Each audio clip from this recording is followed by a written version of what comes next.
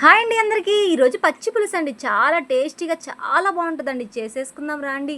ఎండి మిరపకాయలు, కరివేపాకు, జీలకర్ర, 4 తెల్లబాయలండి, కొంచెం ఆవాలు, కరివేపాకు కూడా వేసేసుకొని పక్కన పెట్టేసుకొని ప్లేట్లో దానికి కావాల్సినవి ఒక బౌల్ తీసేసుకొని దాంట్లో కొంచెం ఆయిల్ వేడైన తర్వాత ఇవన్నీ మనము పక్కన పెట్టుకున్నాం కదా ప్లేట్లో, అవన్నీ వేసుకొని బాగా వేయించుకోవాలండి. నూనెలోనే బాగా ఏగిపోవాలండి. చూడండి, మళ్ళీ మాడకూడదు. మాడితే కలర్ మారిపోతుందండి. కొంచెం లైట్గా బాగా వేయించుకొని నూనెలో కొంచెం బాగా మగ్గిన తర్వాత మనము ఒక ప్లేట్లో ఎర్రగడ్డలు, టమాటాలు కొన్ని కట్ చేసి పక్కన పెట్టేసుకోవాలండి. అది నేను మీకు చూపించలేదు, ఇప్పుడు చూపిస్తున్నానండి.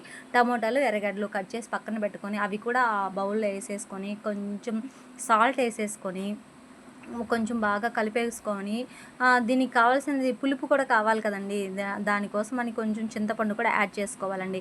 చింతపండు పక్కన నానబెట్టుకొని వేసుకున్నా పర్లేదు, లేదంటే అప్పటికప్పటికైనా వేసుకోవచ్చండి. చింతపండు కూడా దాంట్లో వేసేసుకొని బాగా కలుపుకోవాలండి. కొంచెం బాగా కలిపేసుకుంటే ఉప్పు, చింతపండు బాగా కలిసిన తర్వాత దీనికి కొంచెం వాటర్ యాడ్ చేసుకోవాలండి. వాటర్ యాడ్ చేసుకుంటే కొంచెం బాగా ఉడికిపోతుందండి. పచ్చి పులుసు ఉడికితేనే ఆ ఎండుమిరపకాయలు, టమోటాలు, జీలకర్ర, నూనెలు అన్నీ బాగా ఉడికితేనే టేస్ట్ బాగుంటుంది. ఒక 10 మినిట్స్లో ఉడికిపోతుందండి. బాగా ఉడికిన తర్వాత ఒకసారి మధ్యలో కలుపుకొనేసిన తర్వాత నీళ్ళన్నీ ఇనిగిపోవాలండి. నీళ్ళన్నీ ఇనిగిపోయాయి చూడండి.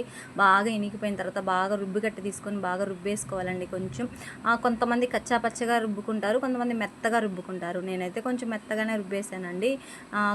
కొంచెం ఇప్పుడే సాల్ట్ ఏదైనా సరిపోకపోతే సాల్ట్ కూడా యాడ్ చేసేసుకొని బాగా మెత్తగా రుబ్బేసుకొని ఒక బౌల్లో తీసి పెట్టేసుకున్నాను. లాస్ట్ ఫైనల్గా అండి కొంచెం దీంట్లోనే మనం ఎర్రగడ్డలు కూడా వేసాం కదా, కొంచెం పచ్చెరగడ్డలు నంచుకోవాలనిపిస్తే కొన్ని పచ్చెరగడ్డలు కట్ చేసుకొని కొంచెం కొత్తిమీర కూడా వేసేసుకొని బాగా కలిపేసుకోవాలండి. ఇది పచ్చి పులుసు అన్నంలోకి కానీ, పొంగల్లోకి కానీ, దేంట్లోకైనా అండి చాలా టేస్టీగా అదిరిపోతుందండి. దీంట్లో కానీ ఒక ఎండి చేప కానీ, ఒక ఆమ్లెట్ కానీ వేయించుకొని తింటే ఆహా! నా వీడియోస్ నచ్చితే లైక్ చేయండి, సబ్స్క్రైబ్ చేయండి.